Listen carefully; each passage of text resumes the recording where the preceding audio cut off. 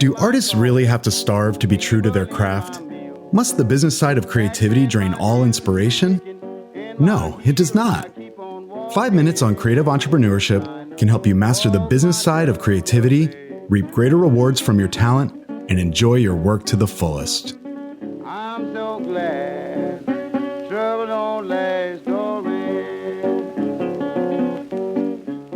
Creatives work hard for their money, and not just in the studio. It takes a lot of work just to find projects in the first place. We have to build portfolios, market our work, make presentations, and write proposals. Only after successfully winning new business do we start pouring ourselves out to produce our work.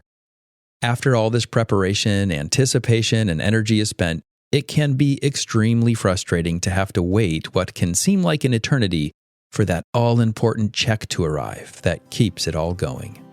I'm Eric Holter, and I've been a serial creative entrepreneur for over 3 decades. After graduating from Rhode Island School of Design in 1991, I could cut and print beautiful wood engravings. But I had no idea how to run a business. They just don't teach enough about business in art school. One of the risks we take as creative entrepreneurs is delay of or failure of clients to pay our invoices. We have to trust that at the end of a project, our clients will be happy and promptly pay our final invoices. This risk is even greater when our payment terms follow the common 50% upfront and 50% on completion practice.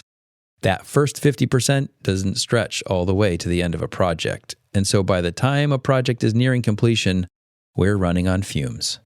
And if for some reason a client withholds payment, we're in a real pinch, and all the negotiation power is with the client. They have us over a barrel.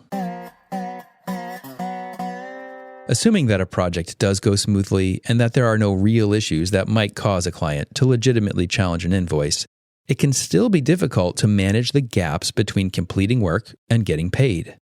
But there are some practices you can develop which will make cash management more tolerable. First off, reconsider those typical 50-50 terms. You'd be much better off if your projects take more than a few weeks to complete to break your invoices down into thirds or fourths or even smaller increments. More frequent project payments can keep revenue and effort in sync. Also, when you negotiate a project, make sure to communicate that your invoices will be sent due upon receipt. While this is no cure-all, if you don't do that, then you can't blame your clients for assuming 30 days or longer payment terms.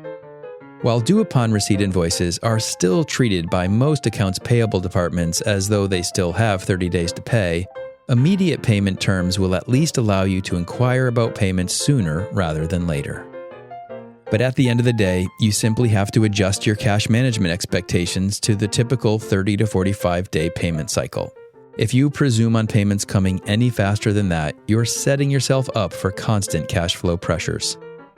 On the other hand, if you assume this delay and structure your revenue projections accordingly, it will force you to ensure your projects are profitable enough to create and maintain a cash cushion that easily covers these gaps. Of course, every once in a while, you may encounter a client that just isn't paying their bills. This is usually for one of 2 reasons. Either they weren't happy with your work, feeling that they didn't receive what was agreed to, or they're simply having financial hardships of their own.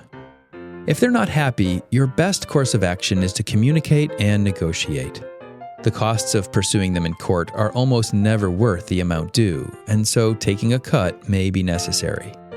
And if you're honest, even if you disagree with them about the quality you delivered, these kinds of conflicts can almost always be traced back to failures in communication that led to mismatched expectations.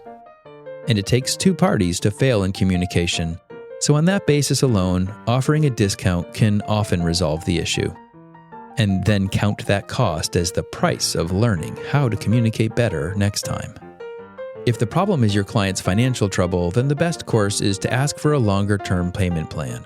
Ask for 5 or 10% per month until it's paid up.